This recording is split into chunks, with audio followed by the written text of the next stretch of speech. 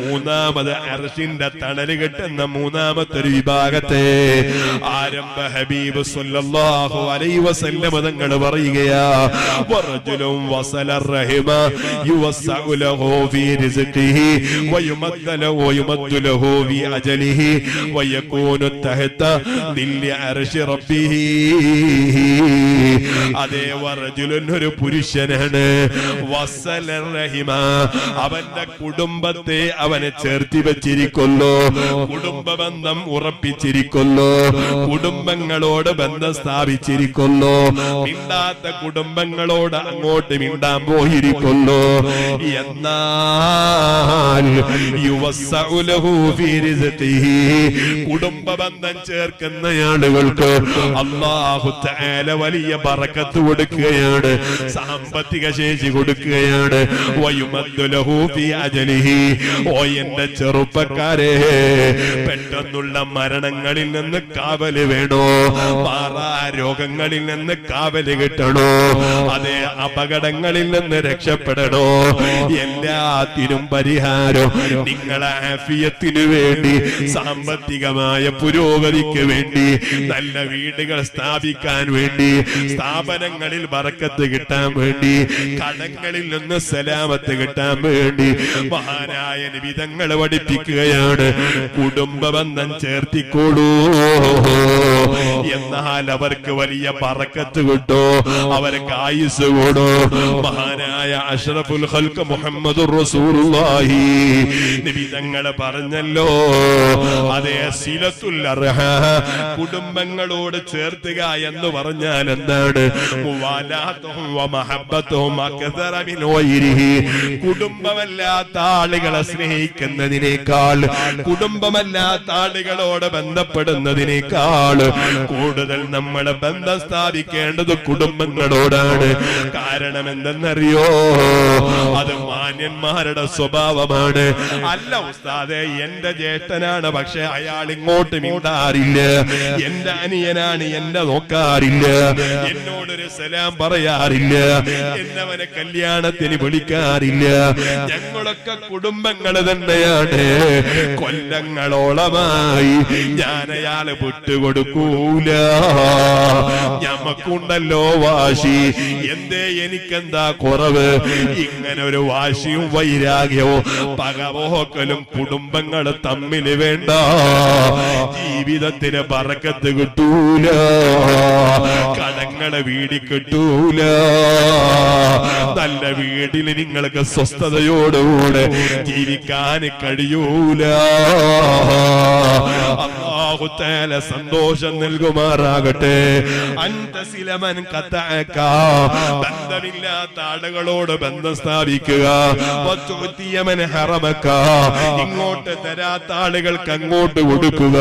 വതഉഫു അമ്മൻ ളലമക നിന്നെ ആക്രമിക്കുന്ന ആളുകൾക്ക് മാപ്പ് ചെയ്തു കൊടുക്കുക. ഇതെല്ലാം മാന്യന്മാരുടെ സ്വഭാവമാണ്. ലാ തകൂനൂ ഇമ്മാ നിങ്ങളാരും പകരം വീട്ടുന്നവരാവരുത്. മിണ്ടാത്തവനോട് ഞാനും മിണ്ടൂല്ല, തല്ലിയ ഞാനും തിരിച്ചു തല്ലോ, ചീത്ത പറഞ്ഞ അതിനും ടോസ് ചീത്ത ഞാനായിട്ട് പറയോ. അങ്ങനെ പറയുന്ന പകരം വീട്ടുന്നവരോ വാശി തീർക്കുന്നവരോ നിങ്ങളായിക്കൂടോ.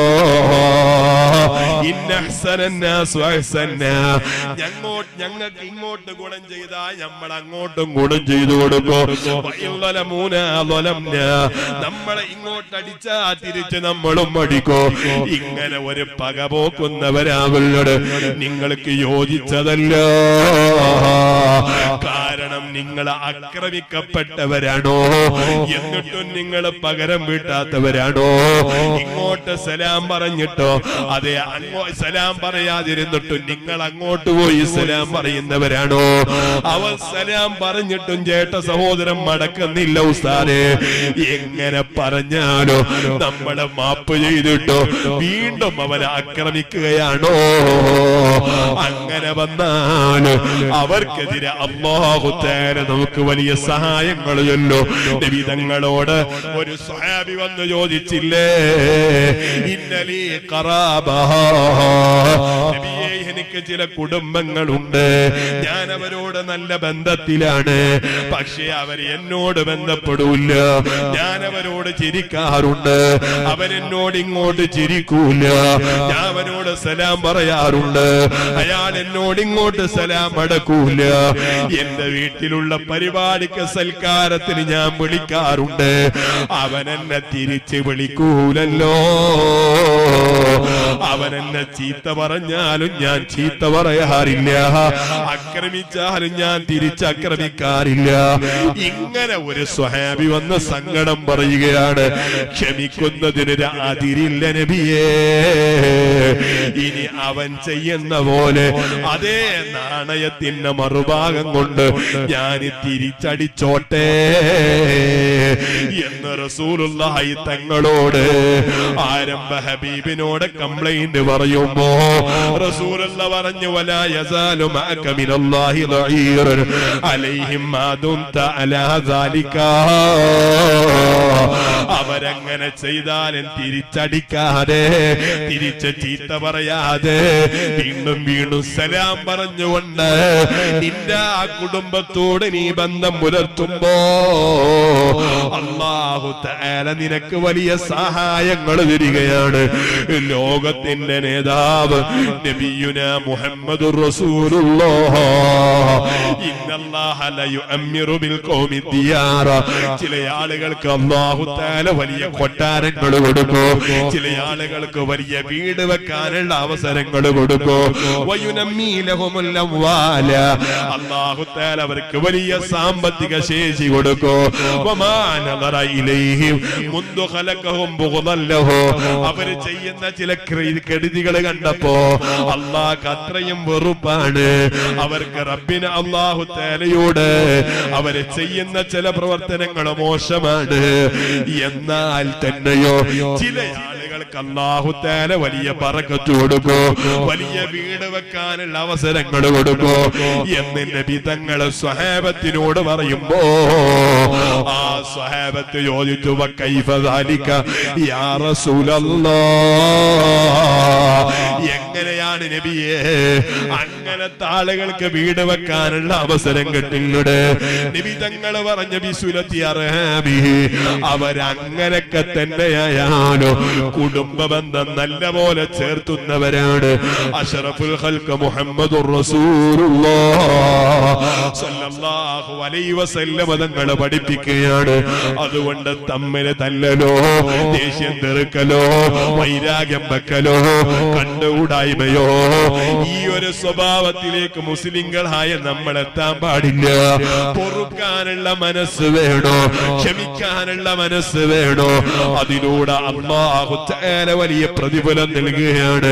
പോരാ പോരാ, പാപം വന്ന ആളുകള് യജമാനനായ റബ്ബിനോട് തൗബ ചെയ്യാൻ ആഗ്രഹിക്കുന്നുവെങ്കിൽ അതിന്റെ പരിഹാരവും കുടുംബബന്ധം ചേർക്കലാണ്.